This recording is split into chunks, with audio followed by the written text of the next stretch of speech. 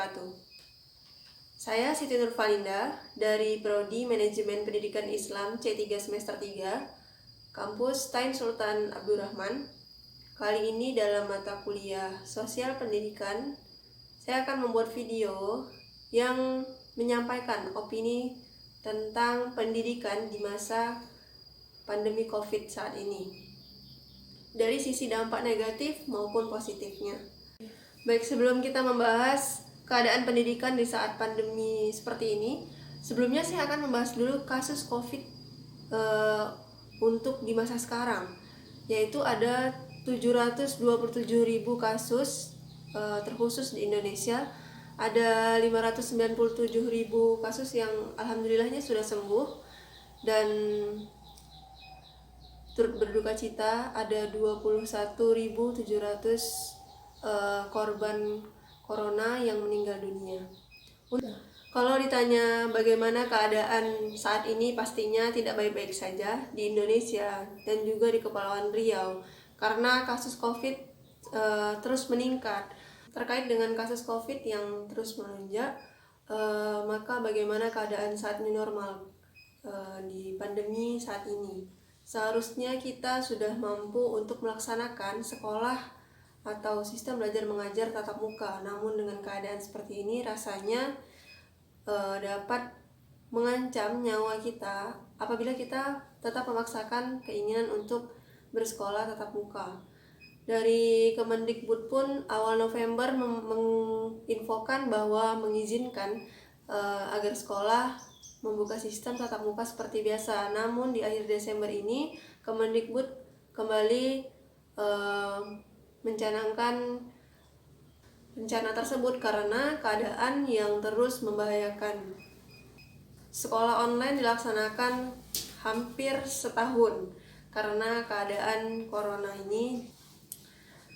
Sistem ini merupakan sistem yang sangat dadakan, yang tidak memiliki kesiapan yang matang. Lalu tanggapan saya untuk pendidikan online, jujur secara pribadi rasanya sangat-sangat tidak efektif. Namun karena tidak ada solusi yang lain, solusi yang lebih tepat, yang lebih hebat, hanya sistem sekolah online, belajar online lah yang dapat dilaksanakan pada masa corona seperti ini. Apabila kita lihat dari kacamata mahasiswa, untuk mahasiswa sendiri bisa dikatakan alhamdulillahnya menggunakan sistem ini cukup dapat membantu dan tetap mengembangkan kreativitas mahasiswa dan mahasiswi di kampus. Namun untuk jenjang sekolah dasar, bahkan tadika mesra, itu sangat tidak efektif karena anak-anak di bawah umur seperti mereka akan sulit belajar dengan sistem online seperti sekarang ini. Selain pembelajaran secara online, yang saya ketahui di pendidikan sekolah dasar saat ini menggunakan kurikulum dengan buku tematik, di mana anak-anak dituntut untuk mengembangkan daya pikir dan untuk bernalar. Nah, bagaimana anak di umur sekolah dasar dapat melakukan penalaran, sedangkan sistem pembelajaran melalui via online, melalui HP, melalui gadget, atau bahkan laptop orang tuanya. Ini sangat-sangat kurang efektif menurut saya. Namun kembali lagi seperti yang saya sebutkan tadi, keadaan seperti ini rasanya hanya sekolah online dan belajar online yang merupakan salah satu solusi yang dapat kita laksanakan di masa sekarang ini. Kemudian untuk jenjang sekolah menengah pertama, di mana anak-anak biasanya mulai untuk beradaptasi dengan lingkungan di sekolah, yaitu bertemu dengan teman-teman banyak, melaksanakan organisasi dan kegiatan yang seru, dan anak-anak mulai pubertas, di mana saat itu anak-anak harusnya lebih aktif. Namun karena sekarang pandemi dan melaksanakan kegiatan belajar mengajar online, pastinya anak-anak masa remaja di sekolah menengah pertama terhambat atau beberapa mungkin bahkan terganggu dan tersendat. Ya, kemudian yang kita tahu bersama bahwa sistem belajar online saat ini justru banyak di mana siswa atau mahasiswa diberikan tugas. Nah, tugas ini gunanya ialah untuk lebih mudah memahami materi apa yang harus dikuasai. Namun tidak semua anak dapat menguasai materi tersebut dengan sistem yang sama. Ada beberapa guru yang mungkin sistemnya tidak cocok dengan siswa atau mahasiswa tersebut, sehingga hanya memberikan tugas terus, sehingga beberapa anak semakin terbebani dan ia tidak memahami materi sama sekali.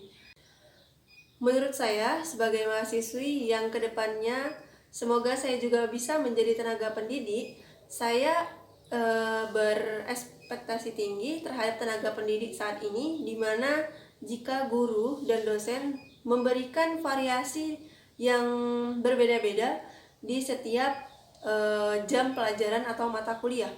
Di setiap jam pelajaran atau mata kuliah itu, apabila hanya menggunakan satu sistem yang sama, maka anak-anak akan bosan dan jenuh dan sulit untuk memahami dan menangkapi apa materi yang disampaikan.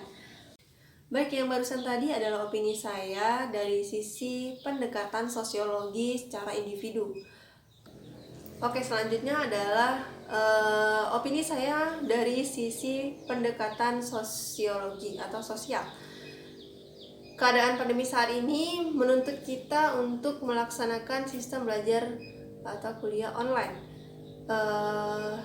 Namun mirisnya ada banyak masyarakat dan terutamanya dari segi orang tua yang belum terlalu memahami bahwa anaknya dituntut untuk menggunakan smartphone, gadget, laptop, dan teknologi yang canggih untuk melaksanakan sistem pembelajaran agar tetap berjalan lancar. Dan masih banyak saya dengar istilah-istilah lama ya dan klasik yang disebutkan dari ucapan orang tua seperti main HP terus seperti itu, yang mengakibatkan anak juga kurang untuk termotivasi melaksanakan sistem pembelajaran secara online ini. Padahal anak-anak dituntut untuk menggunakan smartphone dengan bijak. Nah, selain itu, secara kesehatan fisik maupun mental, kita juga merasa rasanya seperti akhir-akhir ini lelah karena mata kita lebih banyak terfokus untuk melihat gadget dan layar. Kemudian secara mental kita juga merasa lelah karena terus-menerus dikejar oleh deadline tugas, UTS dan UAS. Lalu bagaimana solusinya? Jika ditanyakan seperti itu, maka saya juga berekspektasi dan berharap lebih agar orang tua, orang-orang di lingkungan kita untuk semakin memotivasi anak-anak dan siswa yang sedang menjalankan sistem pembelajaran secara online ini, maupun juga untuk tenaga pendidik. Semoga kita lebih semangat lagi ke depan. Kemudian apabila ditinjau dari sisi pendekatan sosiologi secara interaksi, yaitu adalah penggabungan antara individu dan sosial. Nah, ada sangat banyak pro dan kontra terkait dengan pendidikan atau sistem belajar online saat ini. Namun juga ada banyak pro kontra apabila sistem belajar dan mengajar dikembalikan tatap muka di dalam keadaan seperti ini. Pastinya akan merugikan dan membahayakan beberapa pihak, dan pastinya dari pemerintahan juga belum pasti memberikan izin dikarenakan kasus corona yang terus meningkat hingga akhir tahun ini. Baik, jika ditinjau dari teori atau pendekatan secara medan,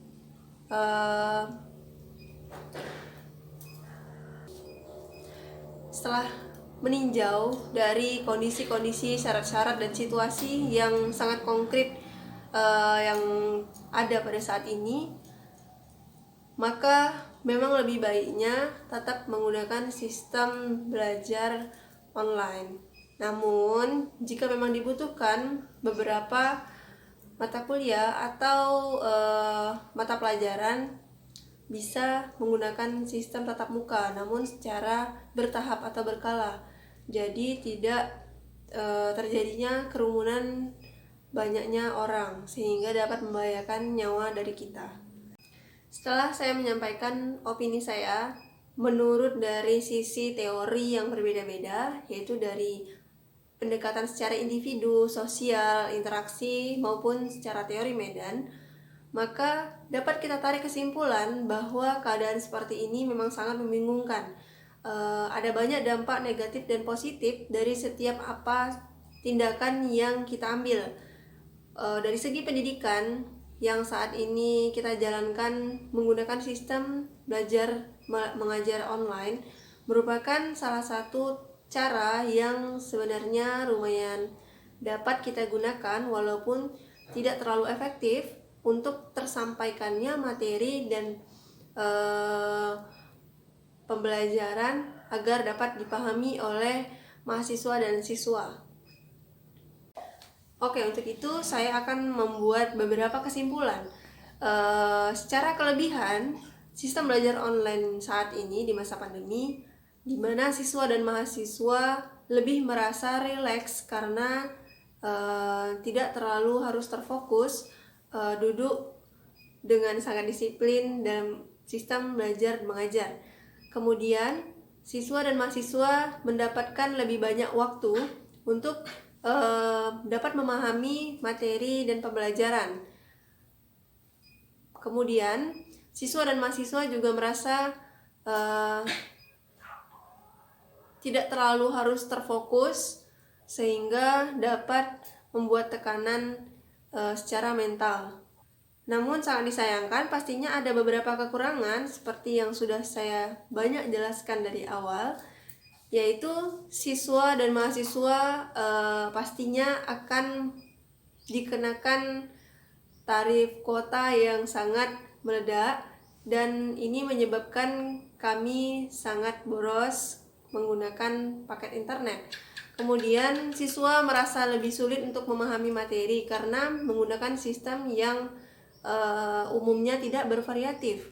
Kemudian banyak siswa dan mahasiswa yang merasa kurang bisa memahami materi. Ya, ada beberapa mayoritas siswa dan mahasiswa yang merasa pembelajaran daring atau online ini lebih menyenangkan. Namun beberapa siswa dan mahasiswa juga merasa bahwa pembelajaran daring dan online ini terasa sedikit membosankan dan untuk memahami materi itu menjadi lebih sulit. Dan pastinya siswa berharap penerapan daring ini bisa diperbaiki seperti direkomendasikannya siswa, yaitu penjelasan materi pembelajaran melalui video. Dan baiklah, apa yang sudah saya sampaikan tadi merupakan opini saya tentang pendidikan di masa pandemi atau corona saat ini. Ada plus minus, ada pro kontra yang pastinya yang terjadi di antara masyarakat dan dari pihak manapun dan dari saya sendiri. Hanya itu yang dapat saya sampaikan. Apabila ada kekurangan dan kesalahan, saya mohon maaf yang sebesar-besarnya. Terima kasih telah menonton video saya. Wabillahi taufiq wal hidayah. Assalamualaikum warahmatullahi wabarakatuh.